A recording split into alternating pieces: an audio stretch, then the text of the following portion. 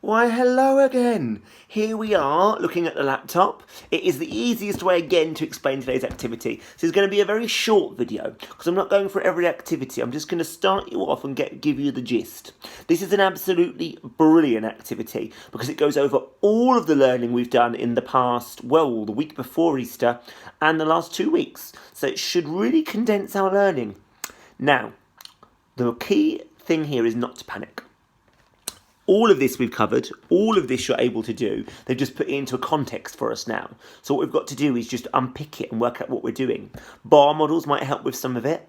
If you really are pickled, look at the answer for that question. And then if you look at the answer, can you work out why it's the answer?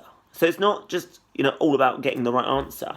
If you do have a look at the answer and it turns out you're like, oh, actually, it's 36, I know why. Do you see? That will still help your learning. Right, so you've got the challenge booklet today. Oh, my arm's going to be in the way a bit. I'm going to go around here. So I'm off screen now, gang. Bit of elbow you might see. So, challenge booklet now.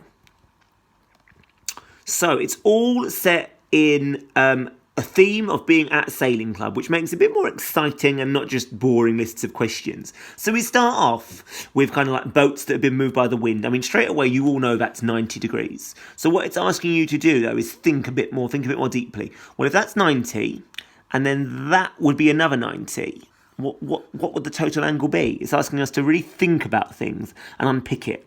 Drawing it out might help. If you can print it, that might help. So just take it slow, go through the questions. Then there's more questions here. Using a compass, thinking about angles. Now it asks us to draw an angle anywhere on the compass to represent an angle of 45 degrees. So we haven't looked at 45 degrees, but maybe if we think about what two 45 degrees are, that could help us. Is anyone's brains ticking there? I hope so. As we carry on, there's more questions sort of like thinking about angles that could be on a wheel. Remember, I've just talked about 45 degrees. If that's 90, we agree that's 90 between 1 and 3. What would between 1 and 2 be? Have a think.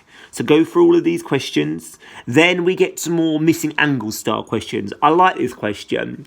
So he knows that angle A is 47 degrees. Is it possible for him to calculate the other 3 angles? I'm pretty certain it is. Because all you need to know is 2 facts there. The opposite angles when it's straight lines are equal.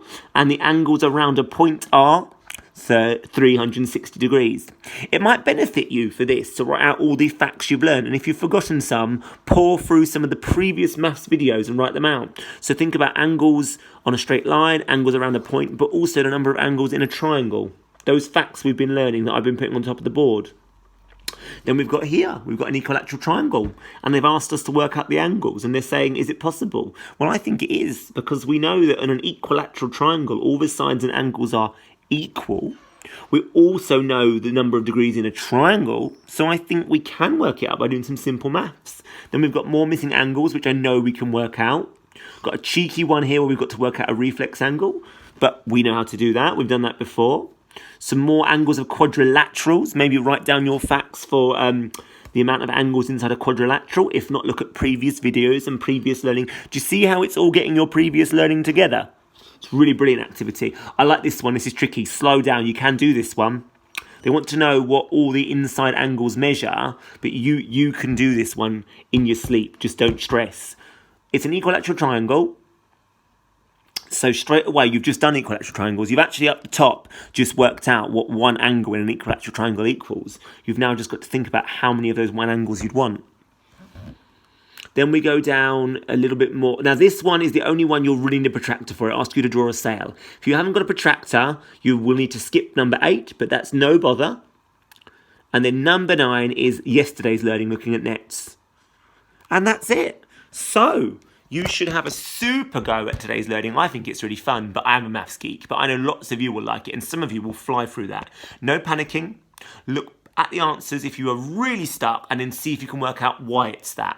Because that is, getting the answer isn't the learning. Knowing how to do it is the learning. Well, that's profound for a Friday. Enjoy your Friday maths. I'm super proud of you, and I know a lot of us are ready for new learning on Monday, and I can't wait. Bye-bye, guys.